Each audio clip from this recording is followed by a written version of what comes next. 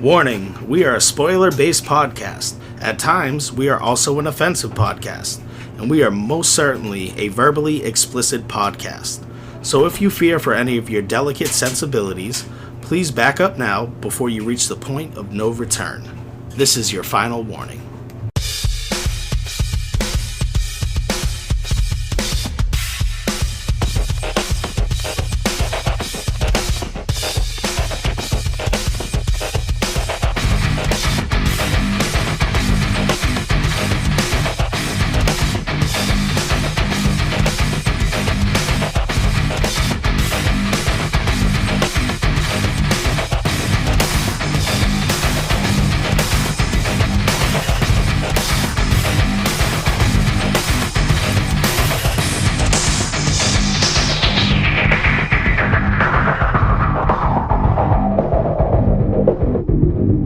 Good morning, good afternoon, good night, hello, what the fuck is up? Humans of the world. And maybe aliens, I don't know. Alright, so Well, humans can be aliens too. Yeah, well, maybe. They could be. I don't know. You never know. No? Storm Area 51. Well, if you We'll watch find that, out. watch that film, Men in Black, I mean, Yeah, plenty of them that are supposedly hiding amongst There us. is technology. But anyway, so, welcome back to Cinematic Anarchy. Yes. Yeah. Welcome back. Things, I don't know, I got put on the spot this morning, you guys. Bear with me. Yeah, I apologize. Threw you into the wood chipper earlier. I apologize. Whatever. For Gave lack me of a whole, 2 seconds to prepare. lack of a better way to say that. There must be a better way to say that than threw you into the wood chipper. Yeah, there's plenty of ways to say it, but I am too tired to think of it right now. So It's just us today. So El Jeffe, Miss Bee, we are the only ones here today, in spite of. Well, we wanted this to be a slightly larger podcast, but that is fine. We will There was have slight our miscommunication. we will have our friends at Dezombified on the podcast at another point. For this point today, we were. Well, there you go. My brain just crapped out. Okay, so we're talking about Basket Case today. Yeah, that. And, okay, so, apparently this fucking movie is, preserved at the moment, and there's no actual reason for why it was preserved at the moment. There's no reason online that we could find. Outside of the fact that it was shot over several historic districts of New York. Yeah, That's about it. This movie sucks. I'm sorry, but it's just really fucking bad. I don't understand why it's in the MoMA.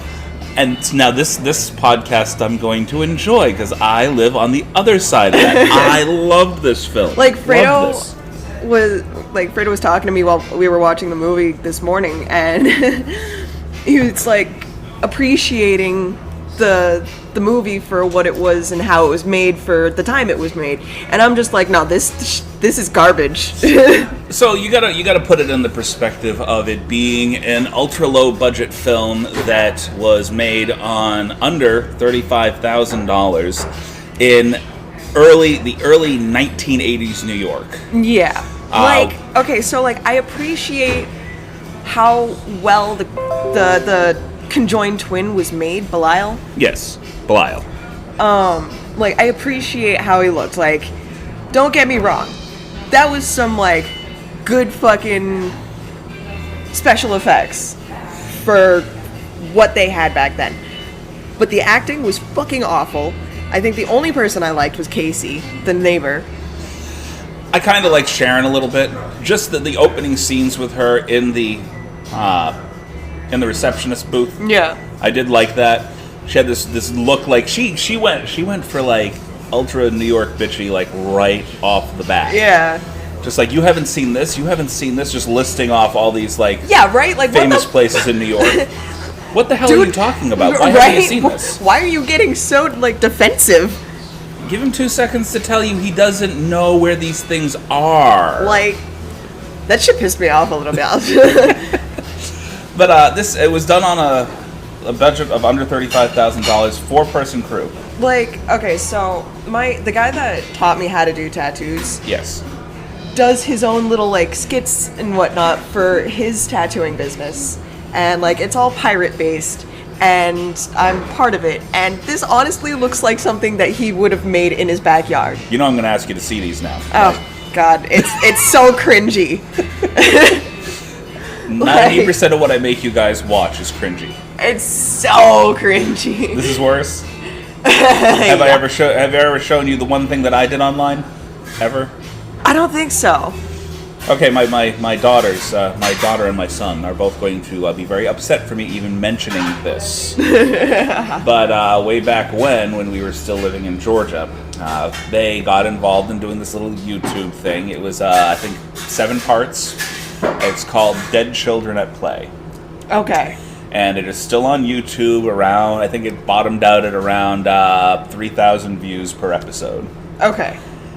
This show that they did had me on it as pretty much the only adult in the entire show. The adults are all supposed to be cannibals. We couldn't get any other adults to sit there and do this stuff. Mostly I'm behind the camera, and Georgia, very high deposits of red clay down there. I had such trouble breathing down there, so there are points during the show where you can hear me breathing heavily. That's funny. But yes, when I first started, you want to see cringy. When I first started doing this like YouTube show with my teacher, he had us doing this whole like serial killer thing, and like every character in the show was a serial killer. I was this florist that delivered flowers and fucking killed people at their door. Like, it was weird and so bad. It was hilarious. But like every Halloween we would do a live show and everyone would get trashed, and there was a lot of us. Like, there was like 20-30 people that were like in on this. And I think I saw some of the stuff that you posted online, like bloodbaths and stuff like that. We would set up this like tent in the backyard, and like there's 2 houses in the same neighborhood where we like do this whole thing, and like we'd throw this huge party and it'd go for like a whole 2 days, and we like at night we would do these like live drunken fights between the characters. Okay. And I would always end up fighting Mark's wife, and like it was good. One year I let her win, the next year she let me win. Like, it was awesome. It was so much fucking fun. But we don't do the Lawtown 2035 anymore. Okay. We're still doing the pirate thing, but we want to bring back the Lawtown. But it was fun. It's really badly like it's really bad acting, but it's fun. As you have seen over the past year while we're doing this stuff, sometimes bad acting can make you do some money. Yeah. I mean, right now I'm a pirate captain. You're a pirate captain? Yeah. And we are... Just the fact that you're a pirate. I know! I'm going to see some of this stuff. I'll show you. I've seen a few things on Facebook that you posted way back when. You know, I ran across them and I was like, oh, okay, that's interesting. Yeah, but like... And I remember seeing you in a bath full of what was supposed to be blood. Yeah. My brother on the show fucking, like, has his little girls that he kills and fills the bathtub with their blood, and I'm just, like, in it. We have a really weird relationship for the show. Girls that he kills? Yeah. He gets girls, he kills... Fictitiously? Yeah. Okay, there we go. Thank you. That's, he just gets waiting girls, for that. He kills the girls, slits their throat over the bathtub, I bathe in it, it's great. But we haven't done that in a couple of years. Right, you see why I wanted the need for clarification. Yeah. We're not actually killing people, you guys. This is not actual murder. This is just, we're discussing... It's a show. A form of art. We'll call it art. But yeah, Basket Case. This movie was terrible.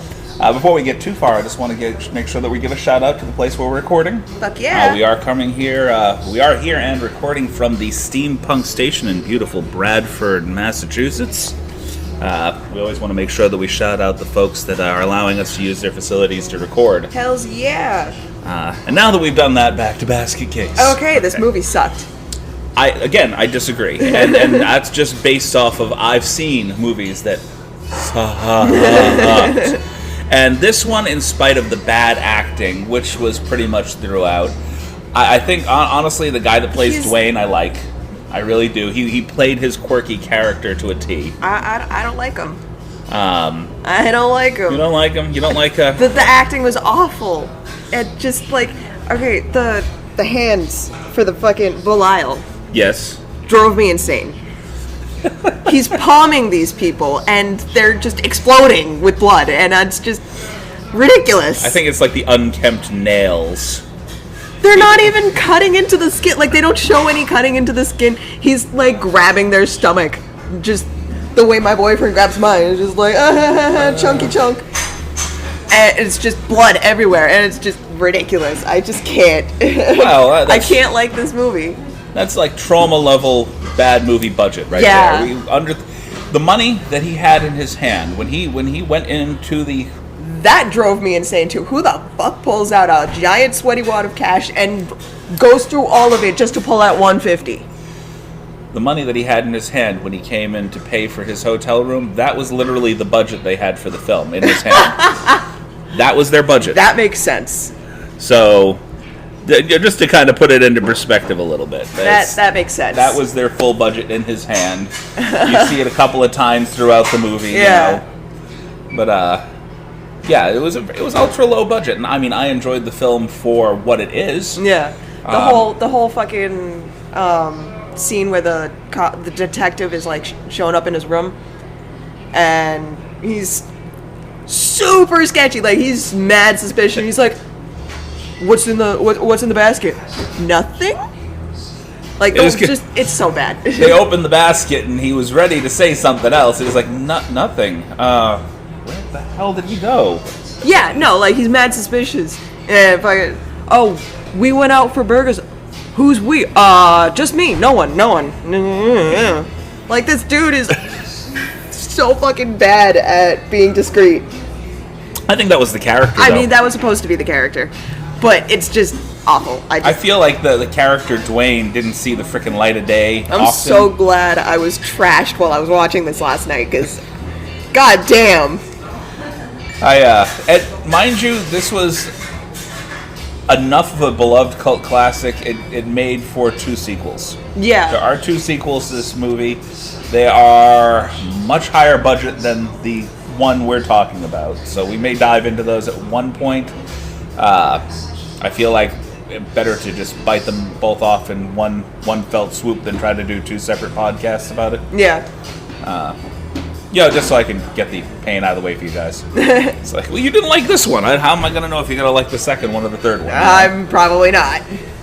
But imagine this. The production company that originally made this first movie, to market it to audiences that liked comedy, Yeah. originally removed all the gore from the movie. Ugh, The God, movie- that just sounds worse. The movie flopped, so it got cut back together as as the uncut version of the movie and re-released for midnight showings. And that's where it became a cult classic. It became a fan favorite, basically, amongst the horror crowd. Yeah. I don't like it. You don't like it? I don't like it. Just one of those movies that you just got nothing good to say about. No, dude, like... Well, you liked... Okay, so, You like, liked, I can appreciate the artwork of it, but I can't get past the bad acting. It's just so You bad. liked Beverly Bonner in the movie, anyway. Yeah. So... Yeah, she wasn't bad. Casey, right? Yeah. Okay, so her acting was at least not as terrible. She was the only one with, like, real emotion. not as off as everybody else's. They all just seemed like they were reading from cue cards. Exactly. You know? Like, And I actually read a little tidbit as I was waiting for you to show up today.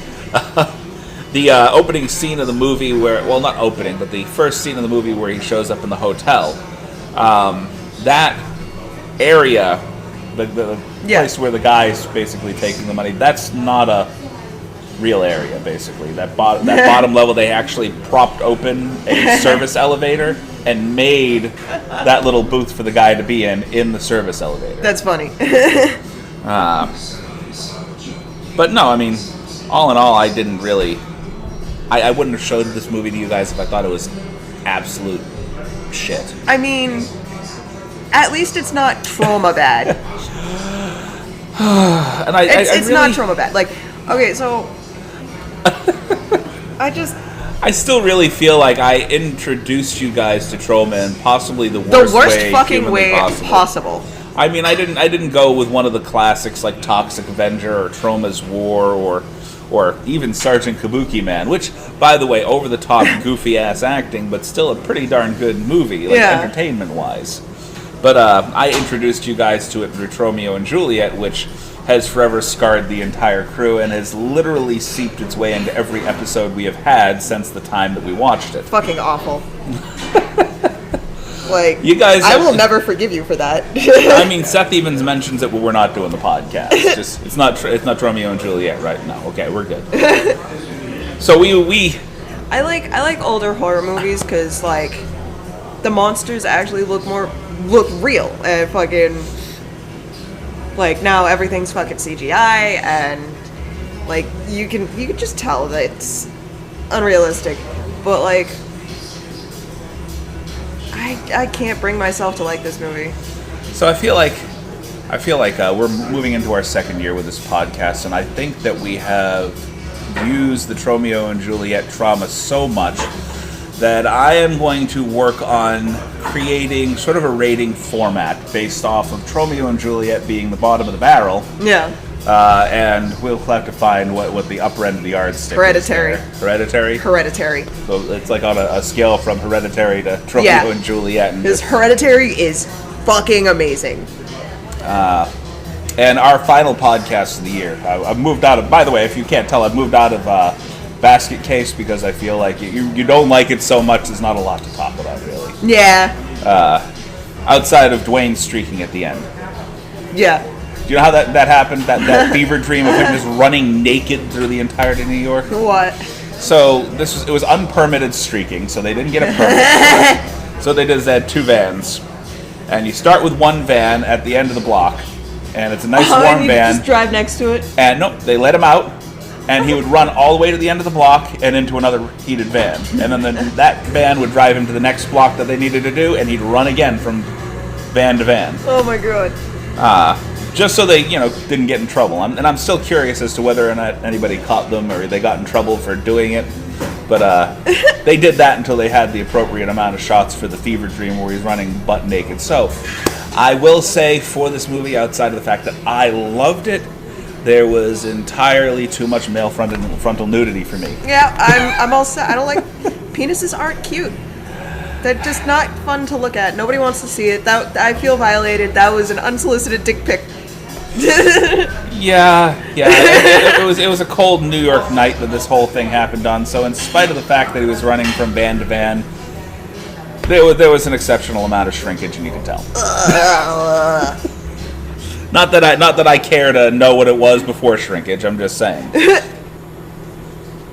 I'm giving you an out there, sir. But no, Frank Henenlotter is probably one of my favorite schlock.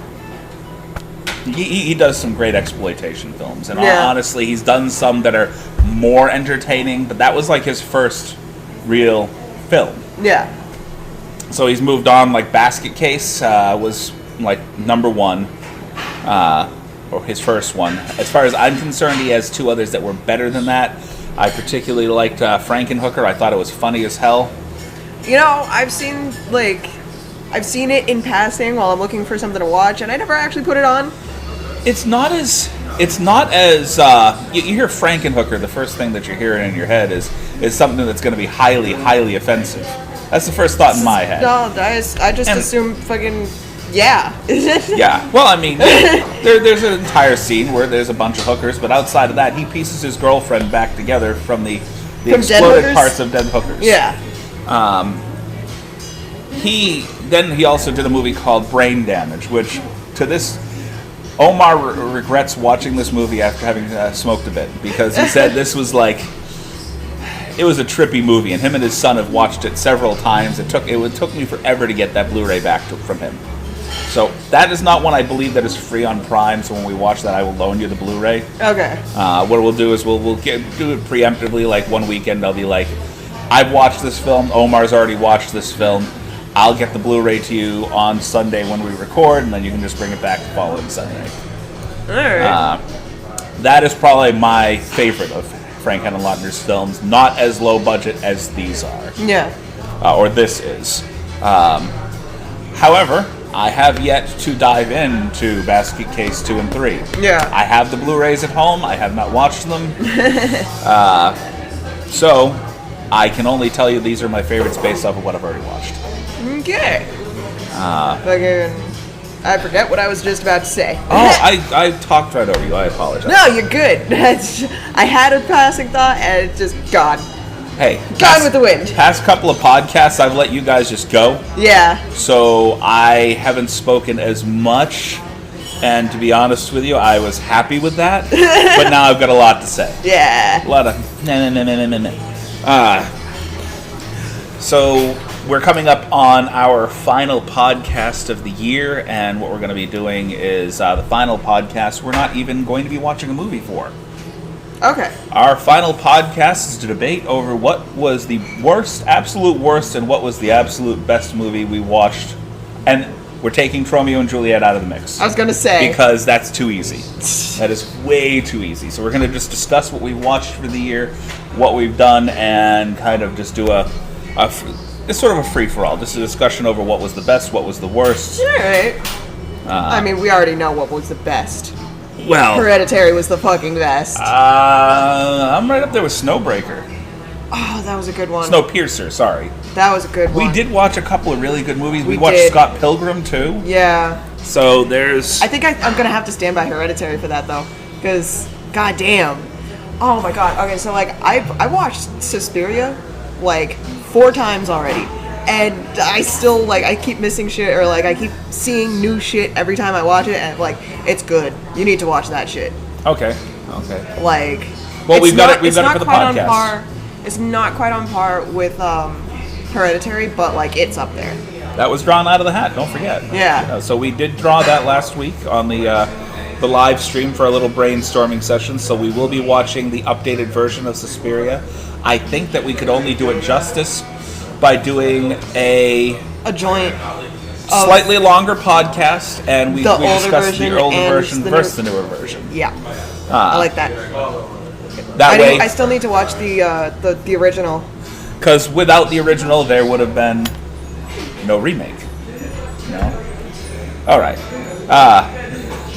And in case anybody was wondering what that little bit of silence was, we were debating whether or not a person that we had just seen walk by was somebody that Miss Bee knew, and well, it's not. So, that being said, we're going to go ahead and move on into the sponsors portion of our podcast, and then we will be back to do Tea Time with Honey. Yeah. Tea Time with Honey, Tea with Honey? Tea time. Tea time with honey. Okay, Tea Time with Honey. We'll be right back. Possibly. Kind of. Damn it. Probably.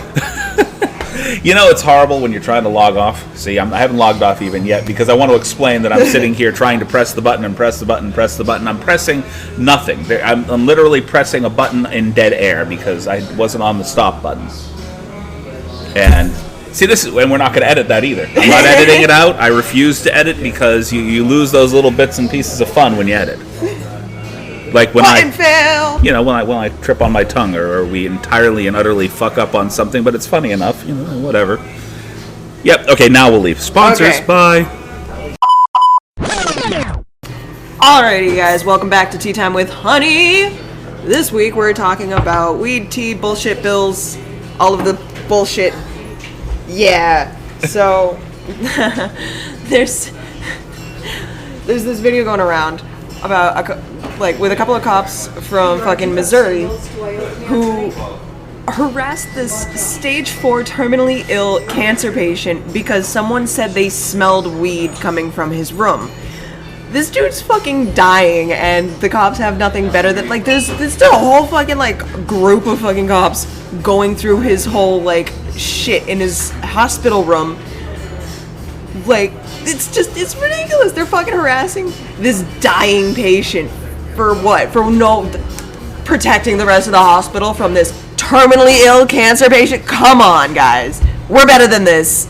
We can do better than this. It just got passed to be legalized in fucking Missouri for medical use. Like, come on.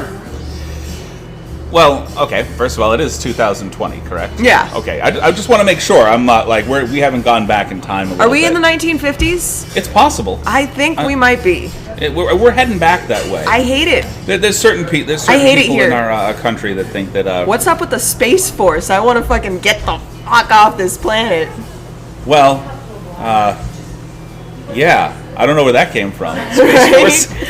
Trump's Space Force that he was so like dead on about fucking creating. We need more military. Yeah, bigger military budget because NASA's going to start sending people up into space to. Yeah, I want to get the fuck off this planet. What's up? We're playing a large game of asteroids right now, mostly with the taxpayers' money. Is that what this is? I guess so. Okay. Galaga. Yeah, there we go. Asteroids, Galaga, whatever you want to play. Yeah. What is that other one? But there's another one that I'm thinking about. It's Space Invaders. There we go. Yes. Space Invaders. But yeah, no, like they're harassing this terminally ill fucking cancer patient for no reason. Okay. My mother.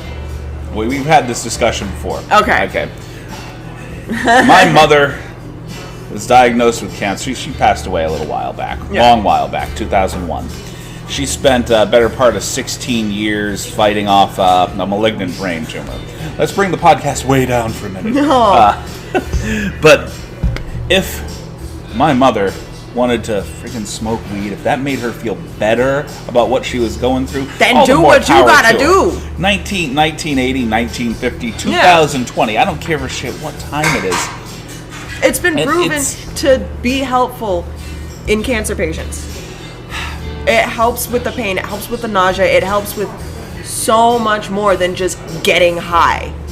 You know, and this might tie into the second subject we're going to talk about today, but when it comes right down to it, it worries me that progress in this country has not only come to a halt, but is being very quickly rolled back to times when we were pretty much destroying this country callously.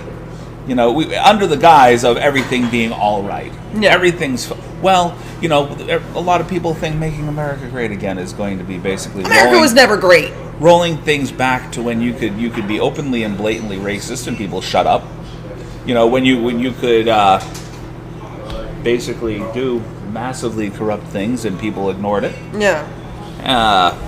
And we're supposed to be making progress in this country. We're not. Things like this, you know, harassing a terminally ill cancer patient over using a drug that has been proven to ease pain, you know, help with seizures, which my mother had frequently, by the way.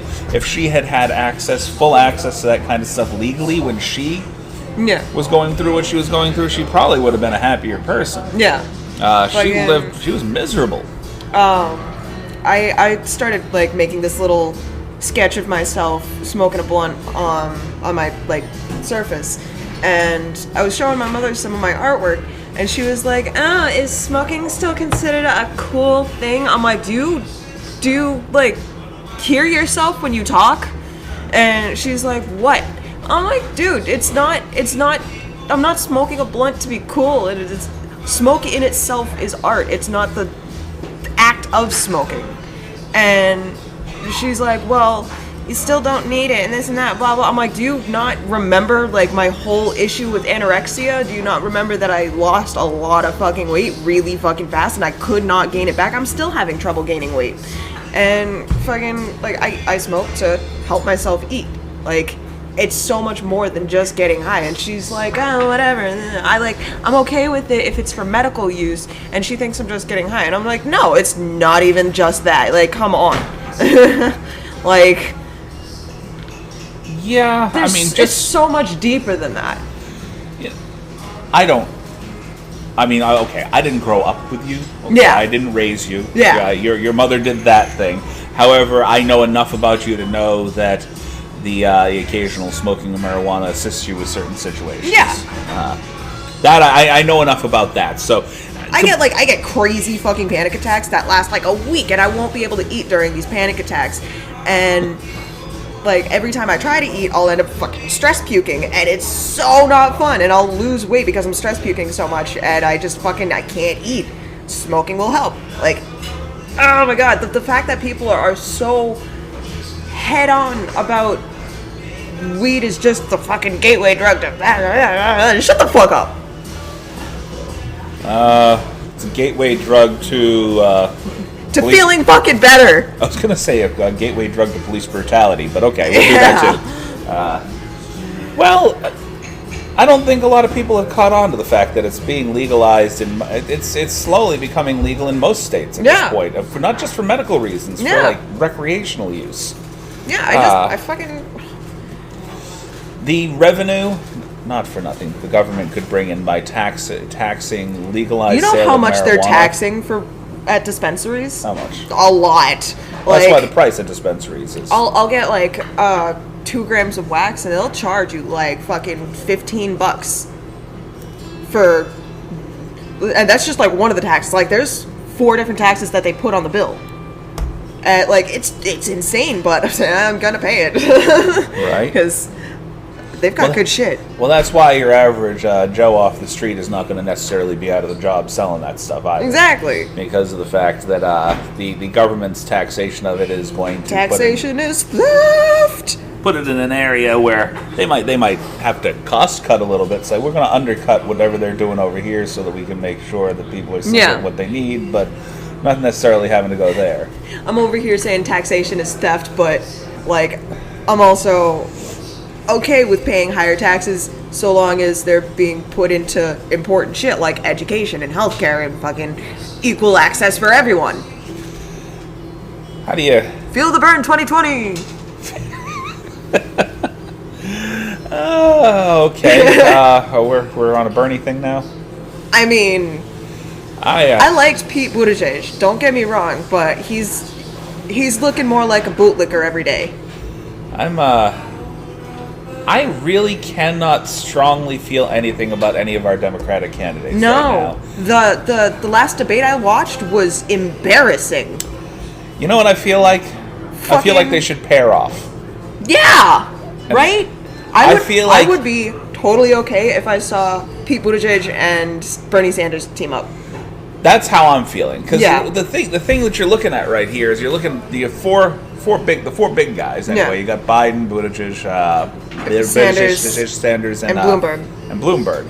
Those are the 4 big guys that everybody's paying attention to. And when it comes right down to it, I've been watching our oh god, I don't even know what to say about it. I'm trying to figure out how to do this with kid gloves. But I've been watching my Facebook feed. I've been watching people on the Republican side and people on the Democratic side. And when I see both sides are just fucking embarrassing themselves. Well, here's the thing. The scary part here is that the folks that are voting Democrat, that are voting for these other 4 guys, they are not behind one guy. They're all over the place, scattered everywhere. Oh my god, the Democratic Party is just like vote anyone but Trump 2020, and it's not anyone but Trump 2020. Like, you need to be behind one fucking person. You need to support someone's fucking political stance. Like, you need to. We can't just have another fucking. Well, it's going to be about a unified front. We can't have what happened the last time. Where half the Democrats voted for Hillary, the other half voted for Bernie, even though Bernie was not. And they got like 25% people fucking voting for Harambe. Like, come on, what are we doing?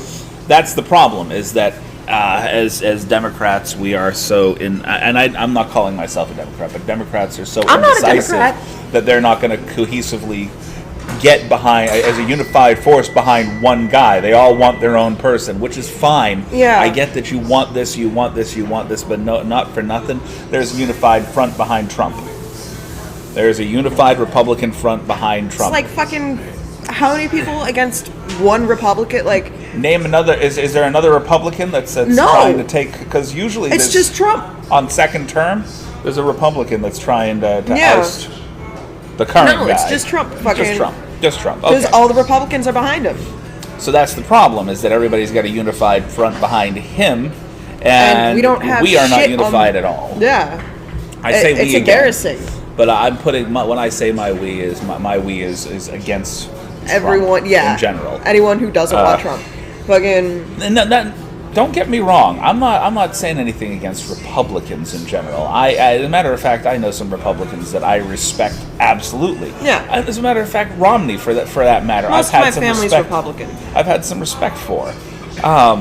My problem is with people that are blindly following people masquerading blatant misinformation as politicians and doing exceptional amounts of damage to the country, the people in it, and this is my big problem with him. It drives me insane. I can't.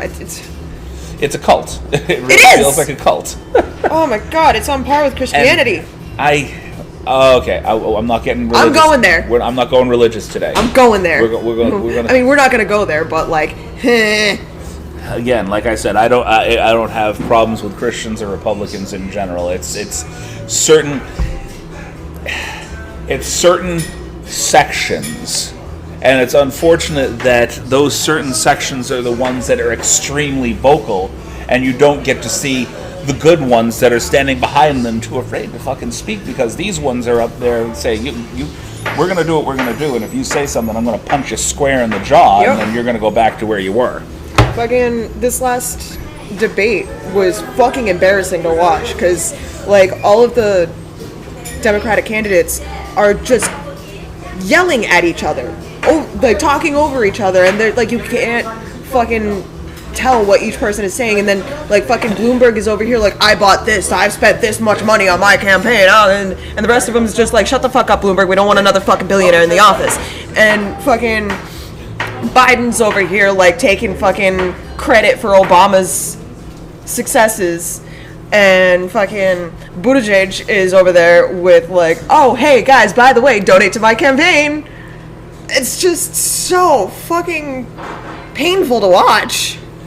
It's a circus. It's awful. You know how I knew that politics had become pretty much a spectator sport, like a circus?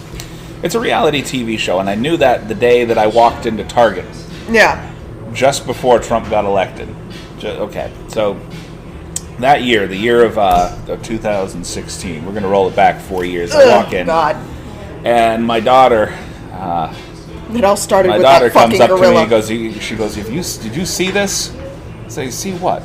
Brings me over to the section where you have baseball cards and Magic the Gathering cards and all this other stuff, and right dead in the center of everything are basically cards for the presidential election. All sorts of senators and all sorts of other people, just all cards for our politicians. And I'm looking at this and I'm like, what? Trading cards? Really? Like, this is like a lot of people. A sport now? I got a lot of people who like hit me up on TikTok and they're like, so when you're running for office? And I'm just like, never. I would never consider running for office, ever. Like, first of all, no one in office is gonna fucking take me seriously with all these fucking tattoos. Why not? Don't point the tattoos out as a bad thing. Why not? Currently, the people in office, they would look at me and they would think that I'm some kind of fucking delinquent, whatever the fuck, just because of the way I look. Because, come on, this doesn't look exactly professional. Remind yourself one thing. And I'd have to go and research and get the information on this young man in the middle of freaking nowhere. Yeah. Basically decided he wanted to make changes in his town. 18 years old, became mayor of his own town. Yeah. Okay. No, I mean, I get that. So, you don't necessarily have to become the president.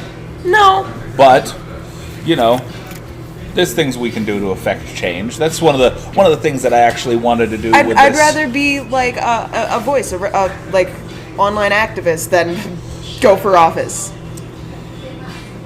Yeah, see, that's where the problem happens, though. Yeah. I mean, activists can do so much. Now, I've got nothing against the folks that stand up for their rights. However, I will have to say that I think being in office would be just like too stressful. Politics, as it is right now, drives me insane.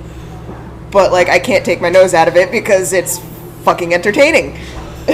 I want to say that the protests that have happened over the past 6 to 8 years that I've seen, and it's all various things. I say 6 to 8 years because I'm not just talking about the term under Trump.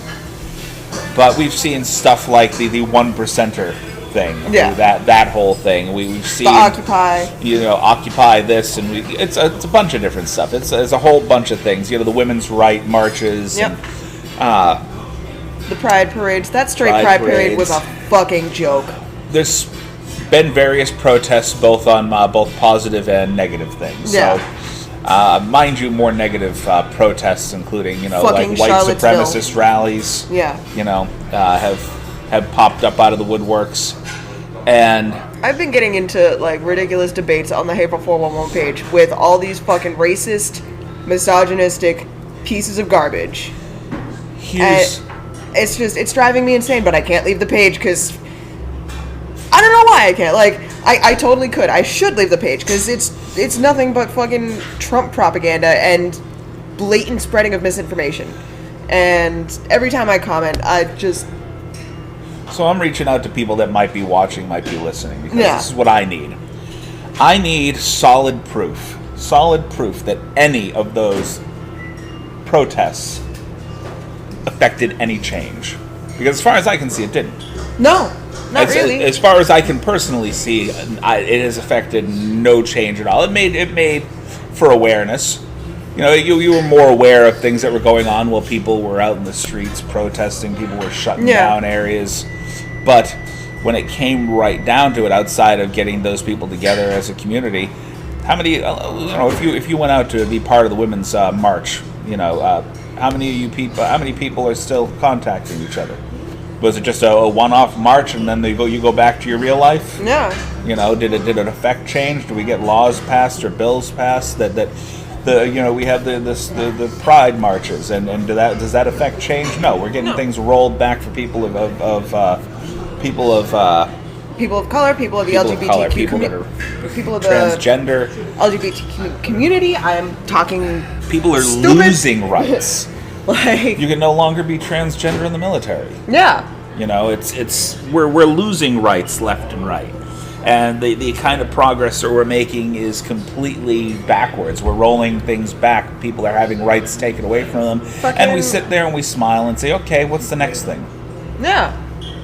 Fucking, like, no, I get it. I agree with you. Fucking, we've got, oh my god, these fucking bills that are still sitting in the fucking Supreme Court waiting to be passed are not going to get looked at because fucking the Republican Party is like, no, fuck you. On to subject number 2. Yeah, to subject number 2. Let me.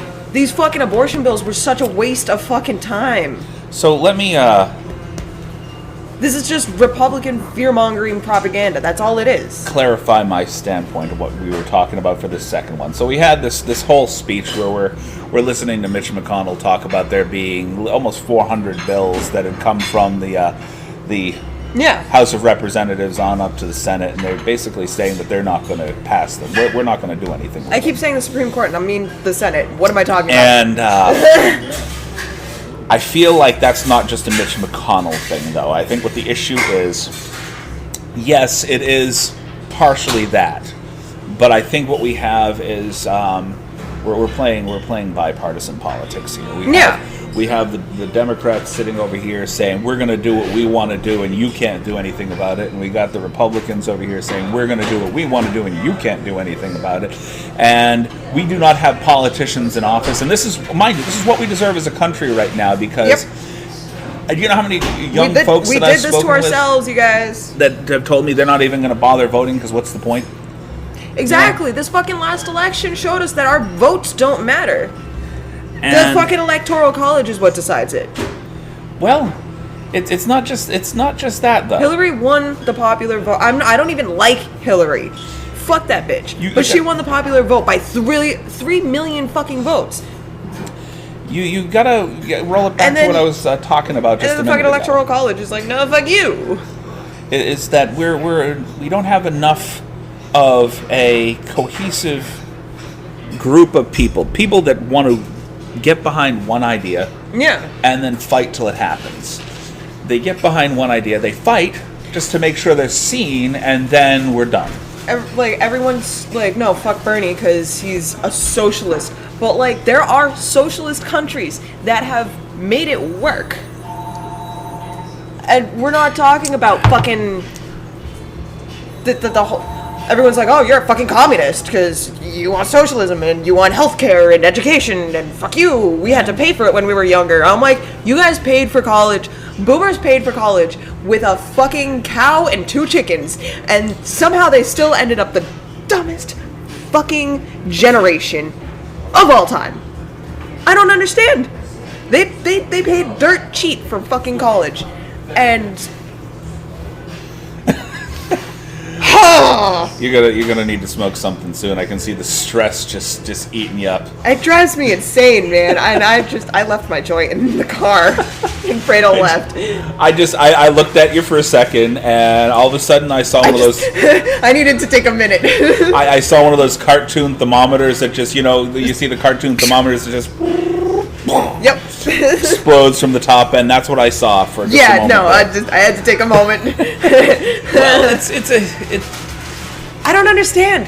It's fucking, it's laughable how these people fucking, like, the boomer generation created all of this technology. Right. And they act like they have no fucking idea how to use it.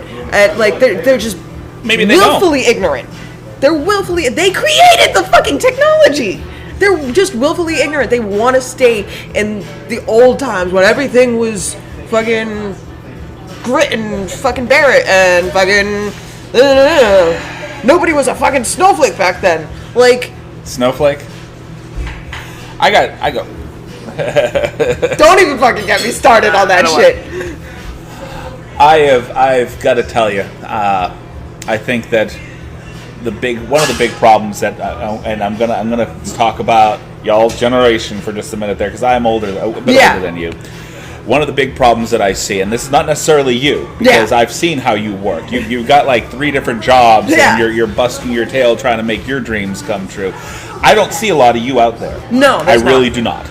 And that's because my generation right now is all about selling feet pics and nudes and fucking... You see what we're doing right here? Yeah. Okay, we got that camera up there. We got this thing running down here. That is, in part, a little bit of the problem. Yeah. And I'm not saying turn this off, because please, for the love of fucking God, don't turn this off. But what I'm trying to say is, like, I saw my son the other day, and he's sitting there. He's trying to do some artwork for the podcast for us, and I'm looking at him. And he's got a phone in one hand, he's got the TV going up here, he's got this thing going right there, and he's under a blanket in his bed. Yeah. And when I hear the word snowflake, the first thought in my mind is almost kind of that. It's like, it's not a bad day outside. Ouch. No, I'm just saying, like, people need to get outside, people need to interact. We're talking, a lot of the problems that are going on in this country is that people are so comfortable behind the monitors of any individual screen that they're not communicating with each other on a level that's human. No, you're right. And see, that's kind of why I liked when Pokemon Go first came out. Because everyone and their grandmother was out interacting with each other and fucking playing this game and fucking, like, they were exercising and doing shit, and they were having, like, people are still doing it. Like, my boyfriend's sister is fucking on that shit every single day. But you don't see as many people playing. There's a Pokestop right next to our bedroom window, and, like, she occasionally comes in to get it. But, like, no, like, I get it. Like, fucking, my generation is lazy. We are. I'm not gonna fucking deny it. But we're also finding ways to make our money without having to do all this extra shit. And yeah, we're not quite communicating with each other on a more, like, personal level, but we're still finding ways to communicate without having to talk face to face, just because a lot of us are dealing with internal demons that we can't quite communicate how to deal with it. Right. And, like, it's... The isolation doesn't help. The isolation doesn't really help, but, I mean, for some people it does. Well, I mean, I put this into perspective when for me personally, I used to be a very, very, very social person. Like, back in, like, high school, I would walk up to people and be like, "Hi, I'm Nikki. I'm your girlfriend now. Hug me." I would walk up to girls and do that. Like, "Will you marry me?" And I'd have, like, a cheap little $2 fucking vending machine ring, and that's how I made friends, and it was awesome. I had, like, this whole necklace full of rings for people that I had just casually married on the spot. It was great. And fucking, but Cheap now, ass diamond. yeah. But now I'm like, don't fucking talk to me. I just want to be in my bubble alone, do my thing. I'm good. So I'm gonna comment in two parts here. Okay. First part of the comment is the reason why I was talking about isolation being a problem, and I saw this with my son. Yeah. He spent an entire year doing an at-home school because he was struggling communicating with the teachers at school, and the isolation that I saw him go through for that entire year. Yeah. And he finally went back to school, became an absolute social butterfly, friend, and it makes him miserable when people won't talk to him too. Yeah. And I saw that isolation that people put themselves through. It's tough to communicate when you don't have a way to communicate. Yeah. And I think that all these screens that we've given to ourselves has put us almost in a permanent state of isolation. A lot of people won't pick up the phone anymore because you don't know who's calling you. Yeah. They don't pick up the phone. They'd rather text you than talk to you. I hate talking on the phone. I like talking talking like this. Unless it's my boyfriend or my daughter. Otherwise, I hate talking on the phone. I got my mom a cell phone for Christmas last year, right? And like, she's not technologically literate. She just doesn't know shit about technology. Right. And I got her a smartphone, so that way, if she doesn't decide that she decides that she doesn't want to pay the bill that month, then she can just use the Wi-Fi or whatever. Right. She still doesn't know how to use it. And fucking, I'm like, you live with my brother. Like, he can show you how to. You live with my daughter. She's 6 years old. She can show you how to do this. Like, come on. Kid wants the Wi-Fi too. But gotta know like, how to use it. I got my mom a phone. I got her a prepaid card. I turned it on for her and everything, and she used it maybe once and never again. And it drives me insane because anytime she's not at the house, it's impossible to get in contact with her. Woman, But use the phone I gave you. it seems like the more ease of access we have to communication, the less we want to communicate with each other. Yeah. Like you don't and I'm gonna act like an old guy again for a minute. When I was growing up, you either picked up a phone or you walked down the street to fucking talk to somebody. Yeah, I mean that's how it was when I was in like high school. Literally, it's a click of a button now. Yeah. To get in contact with people, and for some reason, that idea, the fact that you could easily get access to anybody with a click of a button, has put people in a state that they just don't want to communicate. It's like, I don't know if it's stressful or if it just makes them apathetic towards the idea of communicating with people. Yeah. But I've always been a talker. I fucking miss MySpace days. That shit had us coding and doing like super intricate fucking work on the computer. And we made these intricate fucking profiles. And we could be in some serious good jobs with fucking graphic design and shit. And we just fucking wasted that talent. I don't even know how, like, I figured out how to do that shit. Like, it's just mind-blowing. Well, it's because something was set in front of you, you wanted it, so you figured it out. Yeah, exactly. Fucking, like, I keep posting on TikTok about how, like, you guys, we can make an app. Like, we did MySpace. We can make an app that's like TikTok. It has all the same features, but isn't as restrictive and doesn't steal our fucking money. Like, we could do this. We have the knowledge and the fucking motivation. We just need to bring our collective skills together and make it happen. And everyone's we like, have the knowledge, we have the technology. right? Sorry, I was just totally do it. Just thinking Steve Rogers, $6 million man. We could totally do it. We just haven't. Steve Rogers? Steve Austin? Steve Austin? Steve Stone Austin. Cold? I'm just trying to figure out what the name of the $6 million man was. I don't even. I I just stumbled all over that. But no, and the whole... But yeah, no, I didn't even fucking go into that whole abortion fucking bills that didn't even fucking pass in the Senate fucking... You mentioned it. I didn't get like as in-depth to it, because like one of the bills was the Abortion Survivors Protection Act. Right. And it's implying that doctors will commit infanticide. Like, I was in a debate on the 411 page, and this guy was commenting, like, they'll they've approved abortion up to birth, and even in New York and New Jersey and all these places, after birth abortions are still a thing. And I'm like, that's not a thing anywhere. That is illegal everywhere. Come on, guys. Like, these people are spreading blatant fucking misinformation about abortion, and it's driving me insane. No doctor is going to deliver your child, and if you still decide that your failed abortion is not what you want, then they'll fucking kill the child. And it's just it's gross misinformation. And the fact that anybody actually believes this is going to happen is just astounding. And fucking that whole bill was just a fucking waste of time. There's no need for it. There's no need for it. Fucking, the doctors are gonna treat each child as a patient. They have to. They're not gonna fucking have a viable living child just fucking kill. It's not a thing. And fucking everyone and their grandmother's fucking terrified of the word abortion because fucking murdering babies, that's all the Democrats want to do. Shut the fuck up. Well, apparently we are our own third world country. We are also apparently a country filled with sadists and idiots. Yeah. I don't know anymore. I mean, I don't fucking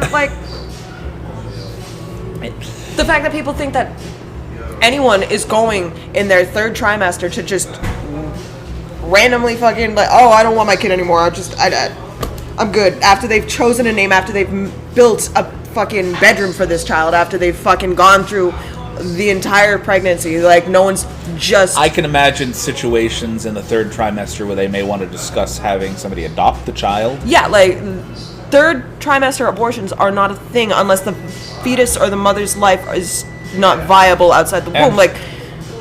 Of course, the term dumpster baby that's is a term for a reason. Yeah, that's that prom night dumpster baby.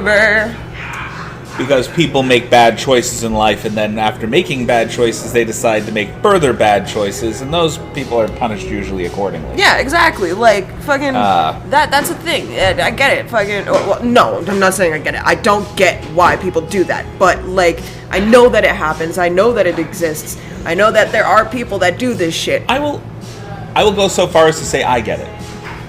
And the reason I say I get it is because I can understand the situations that lead to that. And I'm not saying that there are situations that usually happen amongst rational and right-minded people. You understand the thought process. The action is not justifiable. Can I request that we do away with one term? Okay. Okay. The educated elite. Ugh. No, that term I need to do. I want to do away with. Okay. The reason why is because I feel like there's an attack on education in this country. There is. And it's not just an attack on the folks that are educated, the ones that go about making sure that they go to college, the ones that make sure, even if you don't go to college, that they're either well-read or at least smart enough to understand how to get out of an open paper bag. Yeah. My problem is the fact that when they're talking about the educated elite, it is in a way so that we're also... I feel like people that are not, that don't have the advantages that a lot of folks do, the ones that don't have the advantages of having, even a high school education in some cases, are under constant attack. Yeah. And I mean, it's in no way their fault. No, because a lot of these people can't fucking afford it. 90% of the cases. There's a 10% that put themselves in that situation, but we can get past that. Yeah. We can figure out how to fix that. But I think that there's an attack on our educational system because it is very easy to manipulate a not so educated mass of people. Yeah. Keep them dumb, keep them hungry, keep them broke, keep them... A lot of people's only sick. Education is literally what they read online on Facebook or via various websites. And in all honesty, like I told a lot of these websites are just, again, spreading misinformation and propaganda that's not helping anybody. I told my son the other day, he brings up this article, right? And he brings up this article about Chick-fil-A directly funding that stuff in Uganda. And I think Yeah. we brought this up a little while ago. I did. But I looked at him and I said, can I ask you a question? Yes. Before you started making posts online, making posts on Facebook, making posts on Did you Instagram, research Twitter, whatever, what research did you do? He goes, well, I read this article. Okay, okay, let's bring up the article. So I brought up the article and I read it with him. And I looked at him and I said, who is this? What is this news source? What is this website? And it was one of those political extremist websites. We have them on both the left and right. There's hard left and hard right websites that try to villainize both. And I said, okay. I said, so first of all, you are on one of the hard left sort of opinion piece kind of websites. Yeah. The sites where they kind of put together an article based off of what they think the other side is going to be afraid of. And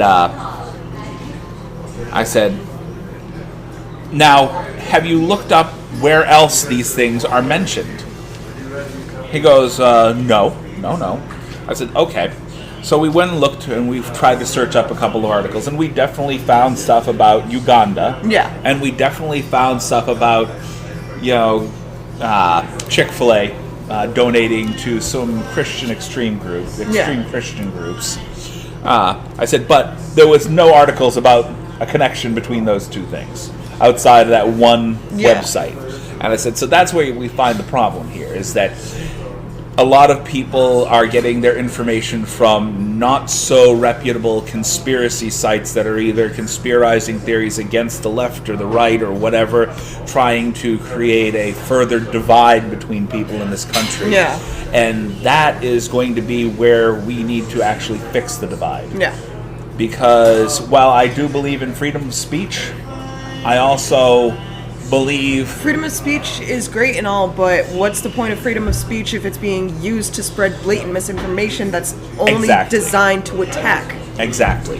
That my feeling there needs to be a limit on this shit.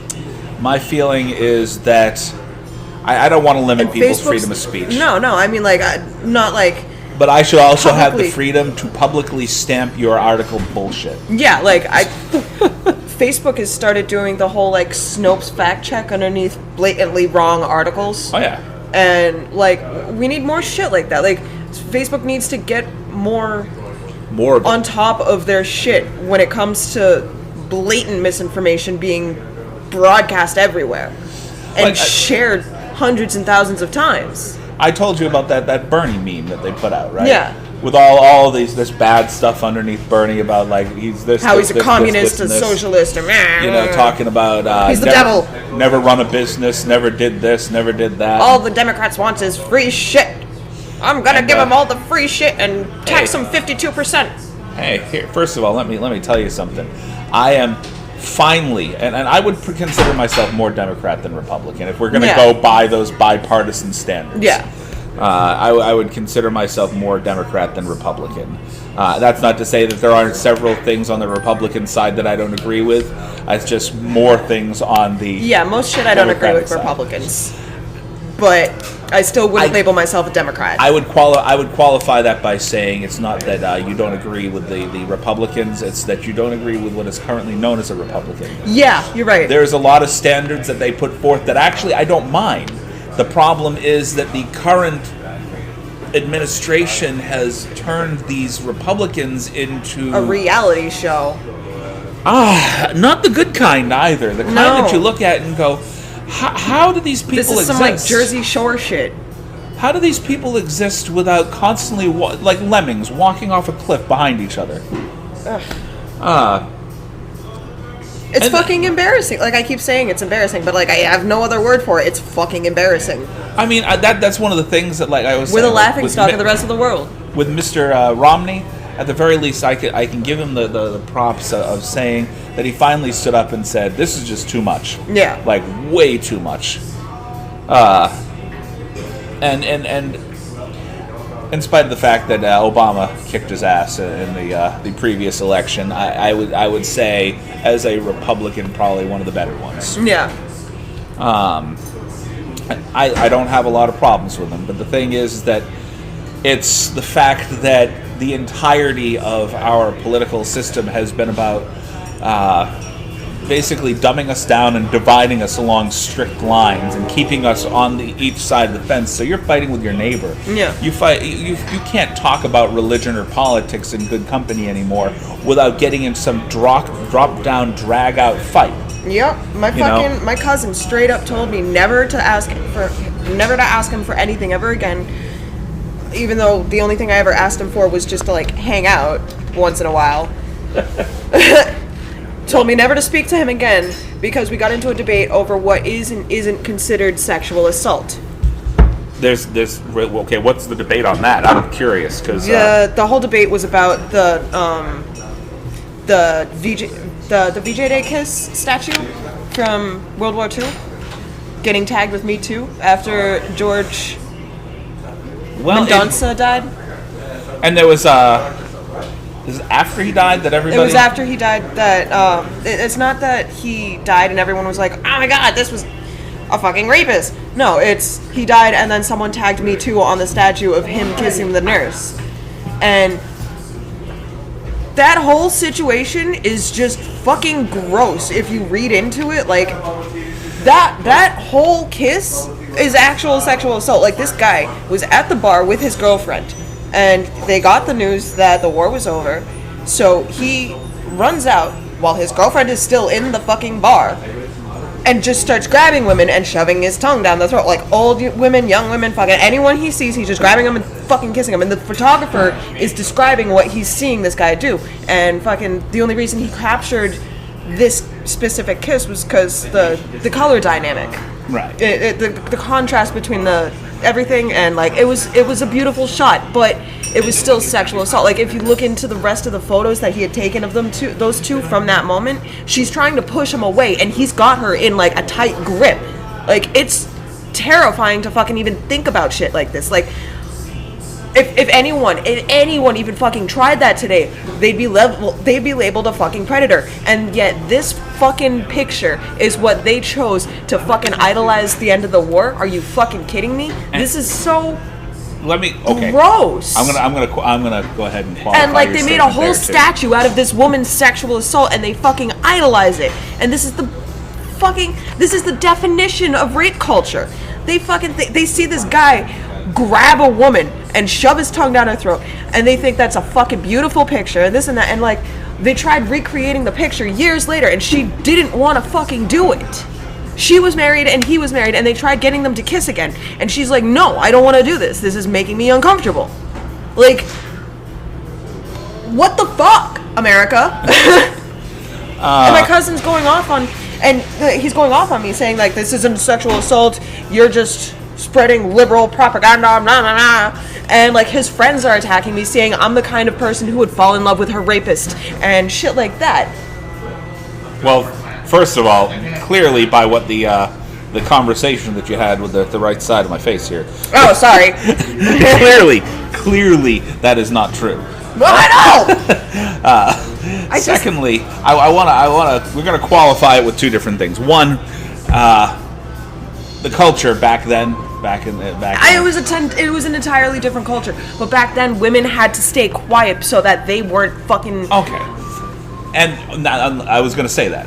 They had to stay prim and proper and quiet and be nice little housewives and do what they were told. And fucking, like, back then, they couldn't speak out about this shit. Back then, they couldn't slap a guy. Women were just barely getting their rights. Exactly. Back then. And so they were still very much be in your place and do your thing. Exactly.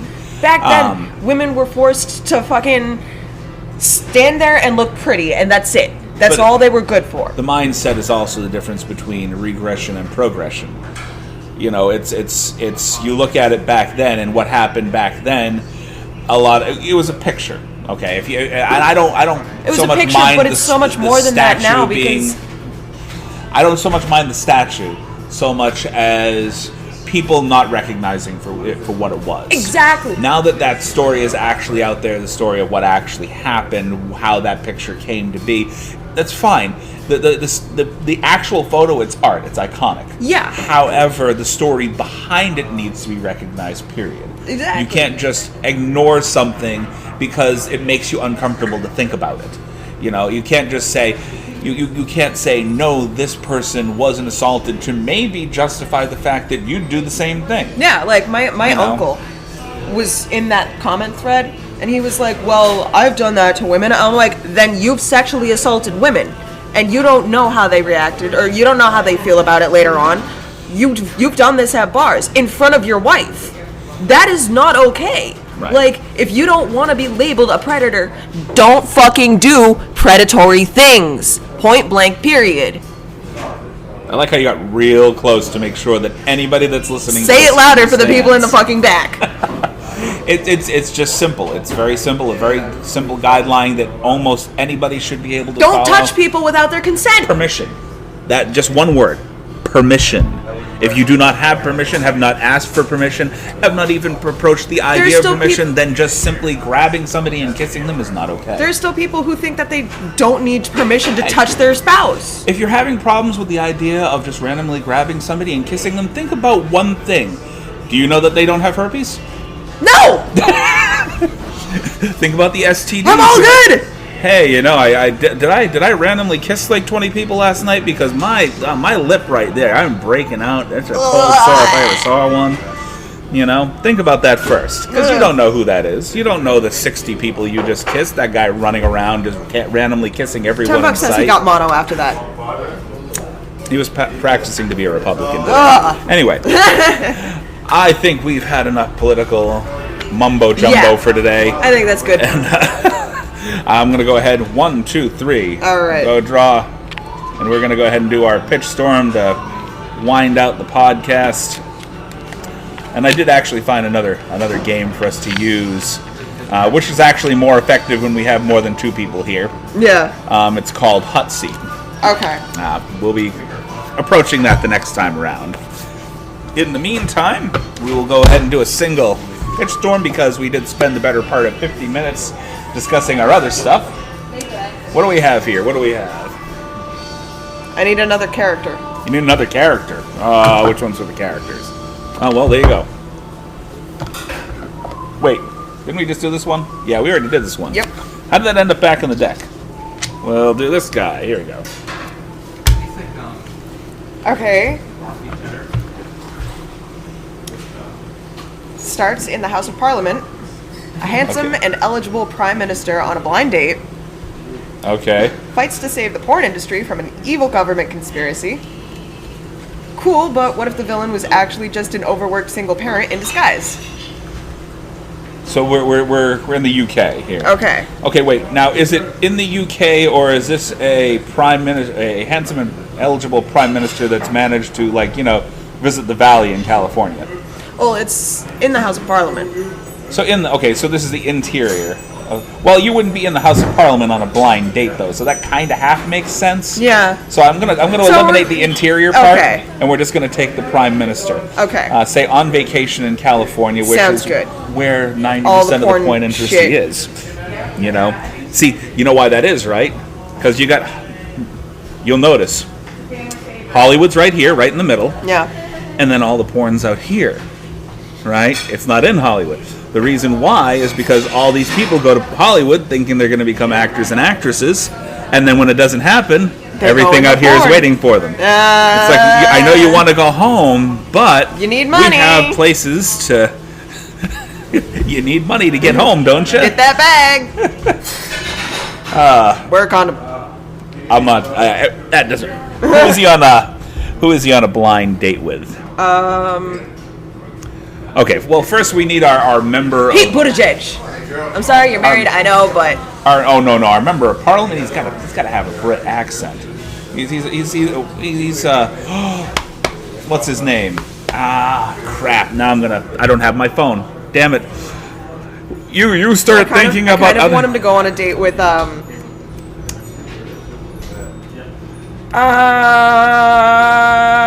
Justin Trudeau. Justin Trudeau. Are we going to actually have politicians? Yeah. Like actual politicians? Because I wasn't thinking of actual politicians, but I was thinking about guys that play politicians. No, I want Justin Trudeau in there. He seems like such a sweetheart. Do you think he can act, though? Do you think that... I mean... Trudeau can actually... Do you think he can act? We want to... I think he has the potential. The way he presents himself, like, on television live. Him. Mr. Firth. Colin Firth. Okay. Yeah, I like that. I was thinking Colin Firth. He's got the accent. He's played a member of Parliament before. He's played I dig it. in several different movies, sort of upper crust kind of guys. Yeah. Including one of my favorite movies of all time now, The Kingsman. So, who's our Prime Minister? Oh, is he gonna? I was having him as the Prime Minister. Oh, okay. Yeah, no, I dig it. But when I'm thinking blind date in a movie about saving the porn industry, I had a natural person for the other side of that.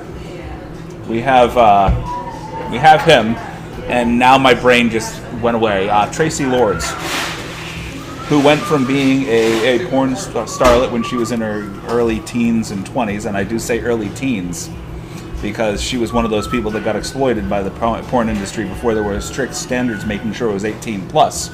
She's one of the people that made sure that those things were everywhere. And she went from being sort of a B-movie starlet to sort of, she's still a B-lister, but she was in Crybaby. Okay. She was the blonde in Crybaby. She's done a lot of bit roles. She was in Zack and Miri Make a Porno.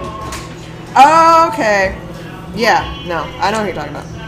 I dig it. Yeah. But I was thinking her on the other side of that. I think him and her going on the blind date together, and then so they're fighting to save the porn industry from an evil government conspiracy. So I want to say the evil government conspiracy. Our single parent can be played by Trudeau. Okay. I want to say that they're on a blind date, and he takes her to some place in Winnipeg. Okay. He's wealthy, he's well-to-do, and he can take little personal jets wherever the hell he wants. Yeah. They decide to go to Canada, and they discover that Winnipeg's got a fledgling porn industry, a Canadian porn industry, which is, by the way, one of the funniest things that I could think of, because I can just, sorry, are you feeling all right there? How you doing? You know, I can just... Is everything good for you down there? You good? Everything? Yeah. All Canadians are just inherently nice. I know that I just trickled out some stereotypical BS You right did. there, but you know where I was going with that. I knew where you're going. We could go far comedy with that, and just kind of this is a comedy through and through, like Zack and Miri Make a Porno level. And so I feel like there's like a fledgling porn industry coming out of Winnipeg, Canada. Okay. So now we need some people to fight against. Well, you know who should direct this? This is gonna sound way off base. Okay. But bear with me for a moment. Okay. Bella Thorne. Bella Thorne. Bear with me. Okay. She just directed her first movie for Pornhub. Okay then. Mm-hmm. Well, she made it was supposed to be a legitimate movie for Pornhub, which was 90% porno and 10% legitimate. Alrighty. I was curious. It came Someone out on of TikTok said I looked like Bella Thorne when I did that fucking lip glue trend. And she was like, they were like, you look like a clean version of Bella Thorne. I'm like, thank you. Ouch. it's one of those backhanded compliments. Yeah. It's like, hey, you look like Bella. You don't even have to get the last name out. That was just a thank you. Nope. I'm good. I have yet to see a really good movie starring Bella Thorne, though I have heard a lot of good stuff about Assassination Nation. Yeah. So I've got that on my list. Bella Thorne. Been through so many unspeakably bad movies with her in it that and I know she's proud of herself. Hey, she's making money. She's got her own doing line her thing. She's getting her bag. She's got her own line of pot out there now. Fuck yeah, man. She's living the life, and hey, nothing against you. You're making your money. You're doing your thing. However, at some point, you've got to stop doing the Nick Cage thing. You've got to start looking at quantity over quality. Because you put enough out there with no quality, and you're gonna be known as the chick with 100,000 bad movies. You're gonna be Nicky Cage. Ugh. Yeah, it's just you don't want to be that person. And in all honesty, like she was enjoyable to watch on Shake It Up when she was a kid. Yeah. You know, she had talent. She's turned that talent into, I don't know if she's having like a Miley Cyrus level freak out right now. It looks like. But that's one of the things that Miley meltdown shit was embarrassing. It's one of the things I'm hoping for today's starlets is that they can somehow pull themselves together and stop thinking that the only way to distance themselves from their former Nickelodeon and Disney or clean cut roles is to go out there and be wearing a fucking dildo, being half a porn star, you know. Yeah, you don't have to be that that whole way. fucking Miley Cyrus walking out on stage with an actual strap on And a fake chest. She like what the fuck was that, bro? Hey. Well, gross. It was literally a fuck you to pretty much everybody. It's like you want, this is what you want out of me, so I'm going to give this to you. Yeah. And she's constantly going. I guarantee you, she's probably bipolar.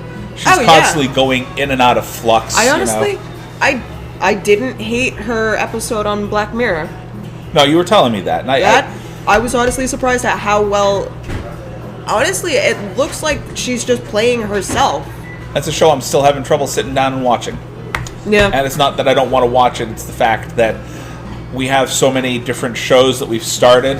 And there's only so much time in the day in between. I started watching Misfits and I got so excited because there's 6 seasons on Hulu and I think I got through like 3 seasons, maybe 2.5. And I got to 2.5. Yeah. Yep. And like I started watching something else and then something else and something else and now I'm watching Stargate. I hear that it picked up. It picked up in like season 3. Yeah. But like once we got through season 2, I watched it personally myself. I think my wife kind of half watched it. My son wants to watch it now. But I got through like season 2, and season 2 was weirdly slow and gritty. Tell your son that there's another show out on Netflix right now that's like super popular. It's called I'm Not Okay With This. Okay. And it's got the girl from It. The kid. The redhead? Yeah. Okay. I can't remember her name, but I know what you're talking about. Yeah, it looks really good. And like she's just this regular old teenager. Her dad died a year ago, so she's having a lot of emotions during high school and fucking she's just angry all the time and she has a crush on her best friend and fucking I think she's like bi or lesbian, but You heard that story about It, right? About the book? What? So you know they can never have a true adaptation of the book It. Based off of one particular scene in the book. Oh, wasn't there like a rape scene in the book? It's not a rape scene. Okay.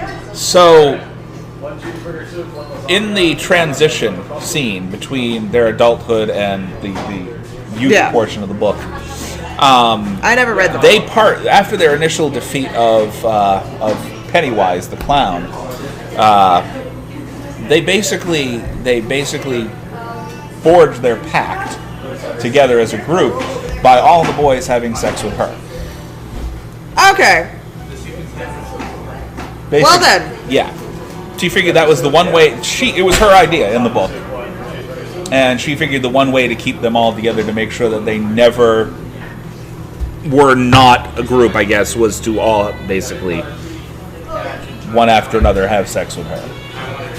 Well, okay then. I'm glad that wasn't a thing. Basically, a teenage gangbang scene in the middle of the book. It's like, okay, well that's nope. It's a little much. Yeah.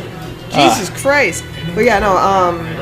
Basically, this girl's like her father passes away, and a year later, she's like dealing with all her emotions and shit, and she starts discovering that she has these like superpowers that she doesn't know how to control, and she's like, I'm not okay with this. I don't like this. This is not I'm uncomfortable. But like, I feel like Ben would really like that movie or show.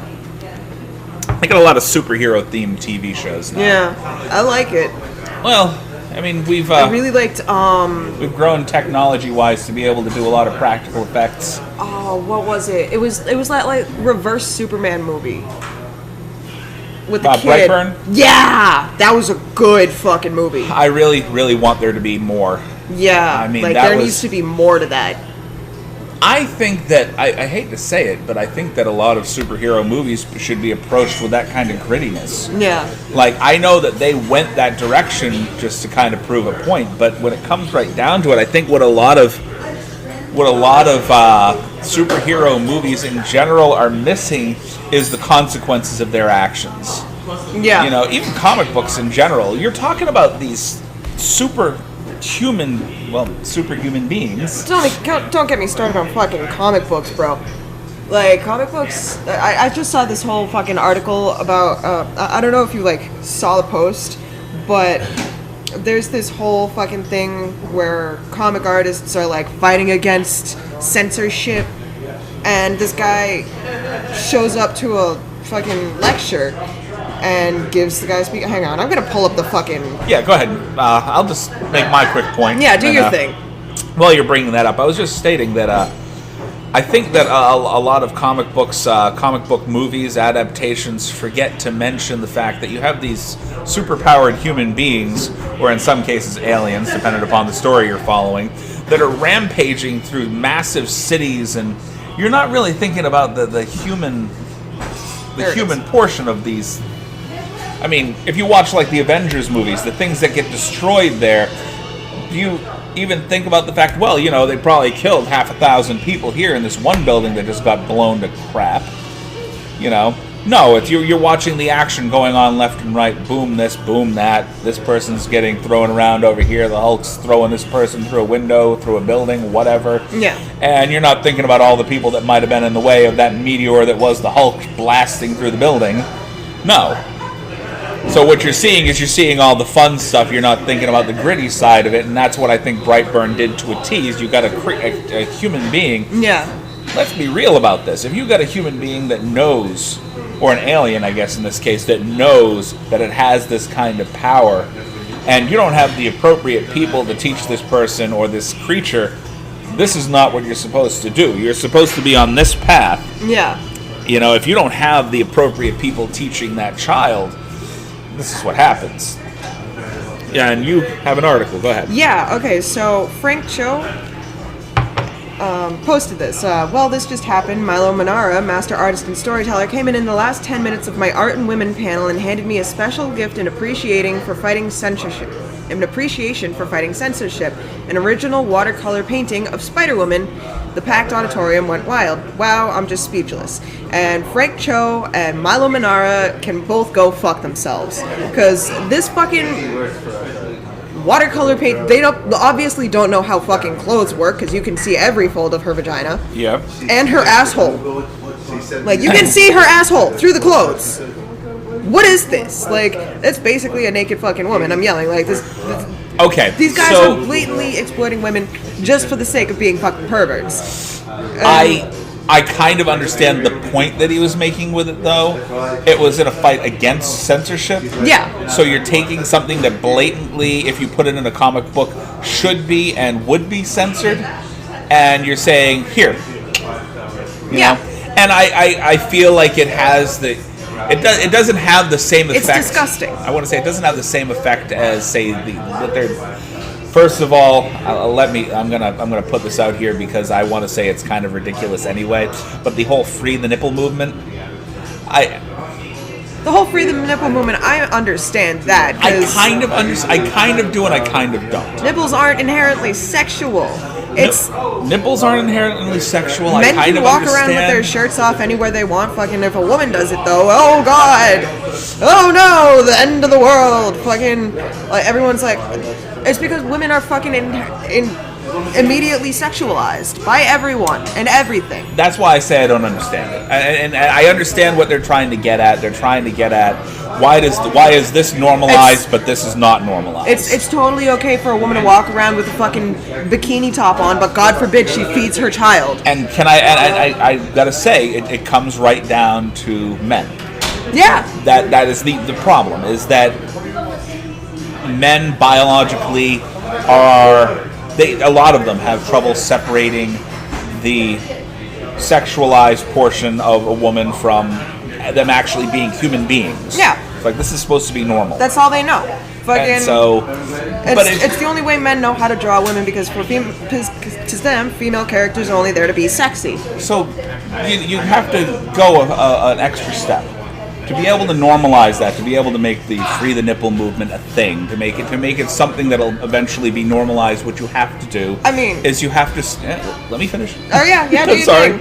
You have to start raising men not to think of that particular part of the body as an overtly sexual thing. Exactly. Like, I'm all for the fucking free the nipple, fuck yeah, do your thing, whatever, do what you want to do, but I'm not gonna walk around fucking shirtless just because I can. It's about having the right to do it if you want to do it. Yeah. It's not so much about. I understand that. It's not so much about, hey, now everybody's going to walk around half naked. It's more of I should be able to do this at the beach or wherever and feel comfortable doing that without having a bunch of. It's going to take a while. It's going to take a long while for that to happen, because there's still plenty of Weinsteins in the world. And Epstein, is it Epstein? Epstein. Still plenty of those people in the world that are basically overly sexualized men of power. And it's like, well, we can have our demons in the dark, but James Dean. What's with all the Eans? It's just the way you raise them. And I think we had the pitch storm for about 2 seconds. Yeah, I think so. We pitched for about 2 seconds, and then it was just... So Colin Firth and Tracy Lords are going to save the porn industry in Winnipeg, Canada, from Jeffrey Trudeau, who has decided... Justin, not Jeffrey. I had Jeffrey Epstein in my head. Epstein was up there. We're saving the That pitch didn't go very far. Winnipeg, Canadian porn industry, which is apparently overly polite. Which is why it's not getting anywhere. We're trying to teach them you got to be a little bit dirtier, a little bit nastier if you want to get into. No, we can't do this. I don't understand. No, sorry, I don't want to do that. No, alrighty, that's guys. gonna be uncomfortable. That being said, we got extremely political today. We did. For the second half of the podcast, we could barely talk about Basket Case because I got all the love for it, and Miss B over here doesn't have much love for it at all, which is fine. That's what we're supposed to do here occasionally. I really want my boyfriend to come on the cast, but he doesn't want to. But I really want him to come on because, we have differing opinions on basically everything. Oh no, he knows he can. He knows he can. He just doesn't want to.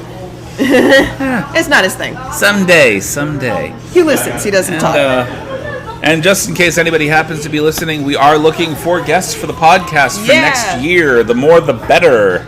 Things. People. So, if you got anything you're doing in the entertainment industry, even if you are barely in the entertainment industry. I have a friend that's in a few movies that's coming out this year, and I want to review them.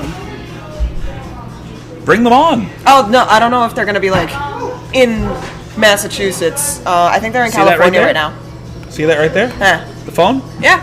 And we're going to actually... that's right. We're getting the programs to fucking call in. The folks at the Dizombified podcast are going to help us out. 1.5 million fucking followers on TikTok. So, like I said, bring them on. If you got a friend that wouldn't mind talking to us, even if we just take the top of the podcast to interview him and talk to him. Ethan, I love you. That being said, I think we're good. We're going to sign off for the day. Yeah. Both on, I was going to say TikTok. I am not on fucking TikTok. I am on the podcast. And if you could just smack that finish button there. Thank you very much from me and Miss B for the podcast. Have a wonderful weekend, day, night, whenever you happen to be listening to this. And stay fucking strange, people.